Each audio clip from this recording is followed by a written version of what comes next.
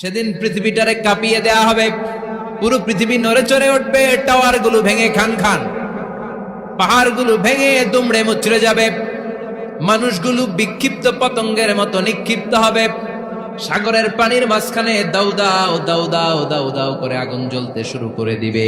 আল্লাহু আকবার। নকশাকে দিছেন আল্লাহ, নকশাকে দিছে না? সুবহানাল্লাহ পড়েন।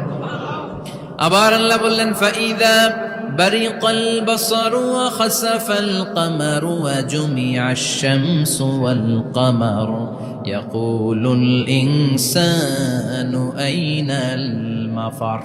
সেদিন মানুষের চোখ হবে ছানা বড়া, চন্দ্র সূর্যে কোনো আলো থাকবে না, মানুষগুলো দিক বিদিক পাগলের মতো দৌড়াবে, সবার মুখে এক কথা, পালাবো কই? পালানোর জায়গা আছে নাকি শুধু বাংলাদেশের এই সাইডটাতেই কিয়ামত হবে, সৌদিতে আর হবে না? হ্যাঁ, আমেরিকায়, আমেরিকায় কেমনে হবে? ওদিক তো ডোনাল্ড ট্রাম্প থাকে। হ্যাঁ, আমেরিকাতেও হবে, জাপানে হবে, ইন্ডিয়াতে হবে, গোটা বিশ্বে একসাথেই কাপাকাপি আর এই ধ্বংসলীলা শুরু হয়ে যাবে। চিৎকার করে বলেন ঠিক কিনা? আল্লাহ বলেন ইয়াউমা নাতুইস সামা কাতাইয়িস সিজিল্লি লিল কুতুব। আকাশ আর আকাশ থাকবে না, কাগজ যেমনি আমরা এরকম ফোল্ড করে ফেলি, ভাঁজ করে ফেলি, মন চাইলে কাগজকে যেমনি আমরা এরকম হাতের মধ্যে গুটিয়ে নেই, সেদিন আকাশটারে হাতের মধ্যে গুটিয়ে নিবে কে?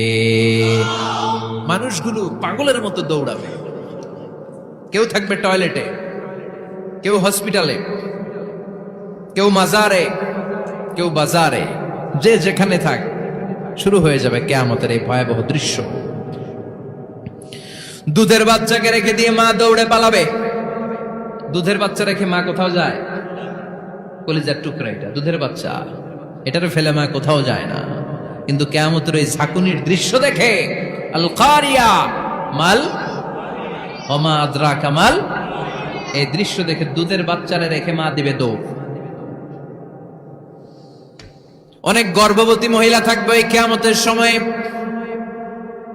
যাদের পেটের ভেতরে 2 মাসের বাচ্চা, 3 মাসের বাচ্চা, অপরিপক্ক অপরিণত, বাচ্চাটা এখনো বড় হয় নাই, কোনো বাচ্চার হাত পা এখনো হয় নাই। কিয়ামতের এই ভয়ঙ্কর দৃশ্যটা দেখে জায়গার মধ্যে 3 মাসের অপরিণত বাচ্চাটা ডেলিভারি হয়ে যাবে। আল কারিয়া মাল কারিয়া ওমা আদরাকা মাল। পৃথিবীর যখন এইরকম দৃশ্য, আল্লাহ তাআলা ইসরাফিলকে বলবেন, ইসরাফিল তোর তো 3টা ফুৎকার দেওয়ার দায়িত্ব ছিল, দিয়েছে কয়টা? চিল্লায় বলেন কয়টা? এবার আল্লাহ বলবেন এবার দ্বিতীয় ফুৎকার দে। কয় নাম্বার ফু দিবে? ওই ফু দেওয়ার সাথে সাথে ইসরাফিল প্রথম ফুৎকার দিয়ে জায়গা মতো এরকমই দাঁড়ায় থাকবে, আবার যখন গ্রিন সিগন্যাল পাবে মুহূর্তের মধ্যে আরেকটা ফু দিয়ে দিবে। ফু দেওয়ার সাথে সাথে পৃথিবীর সব মানুষগুলো মরে শেষ, কেউ থাকবে? থাকতে পারবো আমরা? থাকার জন্য আসছি। একদিন মাটির ভেতরে হবে ঘরে মন আমার, কেন বান্ধ দালান ঘর, প্রাণ পাখি উড়ে যাবে পিঞ্জর ছেড়ে,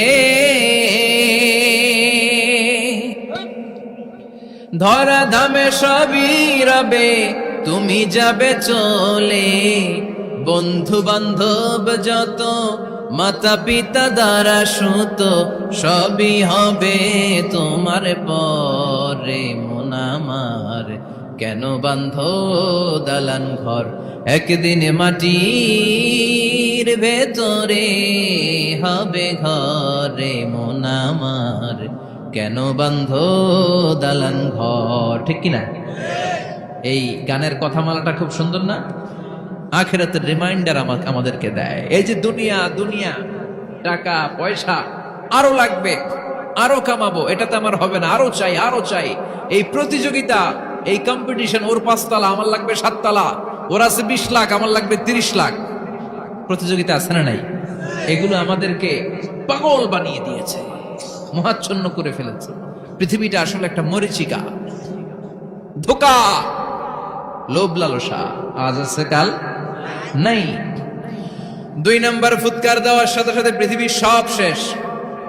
মালাকুল মউত পৃথিবীর সব মানুষের রূহ কবজ করবে। আল্লাহ বলবেন মালাকুল মউত আখবিরনি মাইয়াবকা, আমাকে বল আর কে আছে।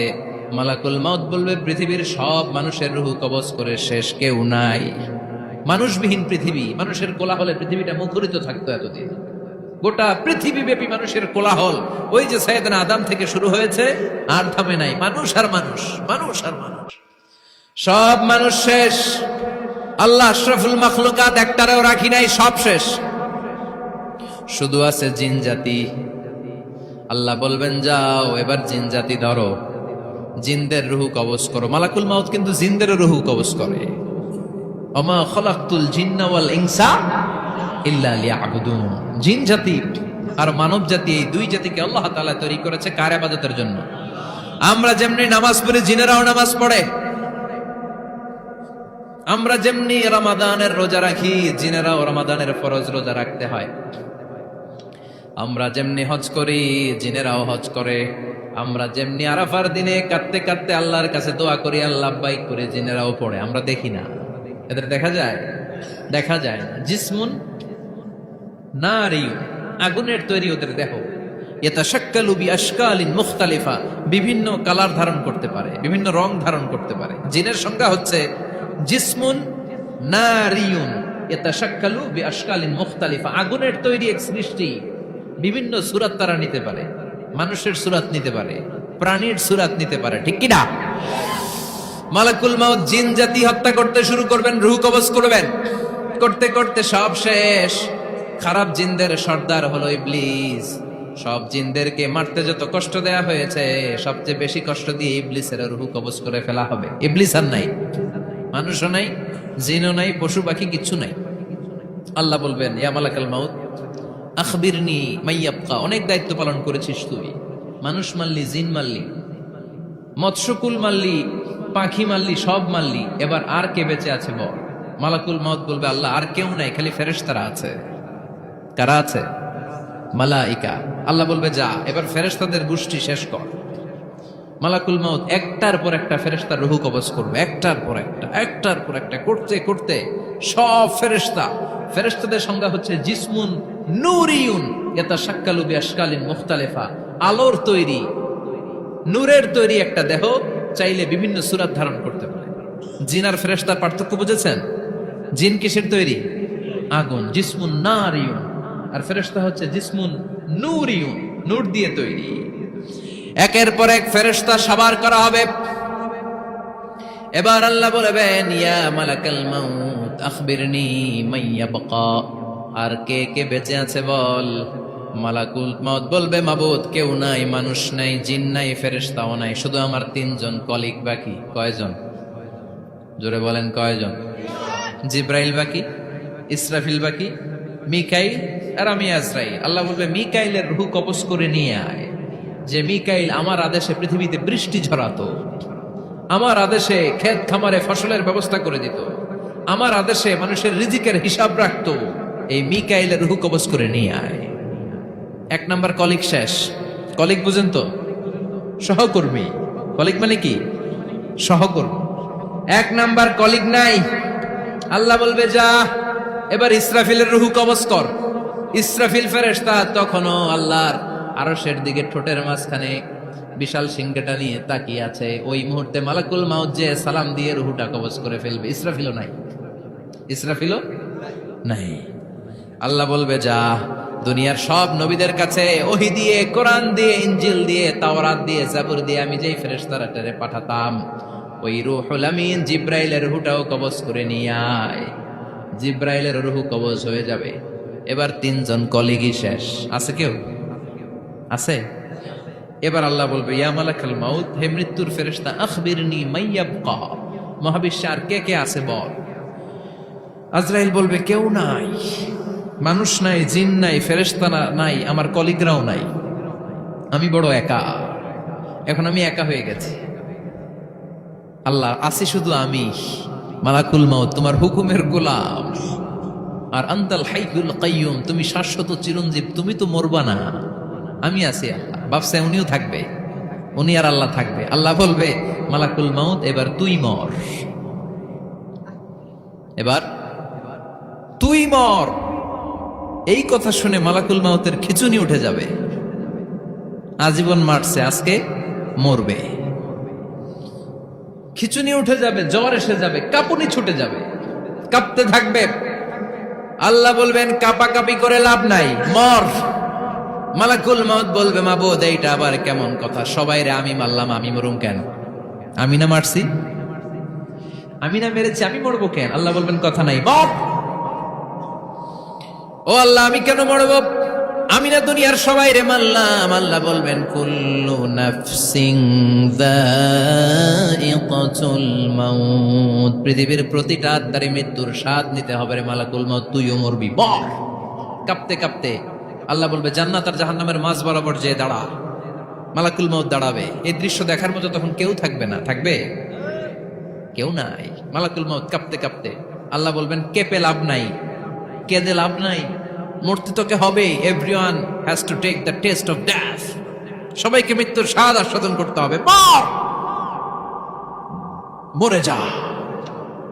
মুত ইয়া মালাকাল মউত। আল্লাহ বলবেন ও মৃত্যুর ফেরেশতা মর। মুত ইয়া মালাকাল মউত বলার সাথে সাথে যে ফেরেশতার হাতে আমাদের সবার রূহ চলে গিয়েছিল, ওই ফেরেশতা চিৎকার মেরে জান্নাত এবং জাহান্নামের মাঝখানে বেহুশ হয়ে পড়ে যাবে, শেষ। মালাকুল মউতের কিচ্ছা খতম, উনিও নাই। এবার ডানে বায়ে সামনে পেছনে উপরে নিচে কেউ আছে? একজন ছাড়া, তিনি কে?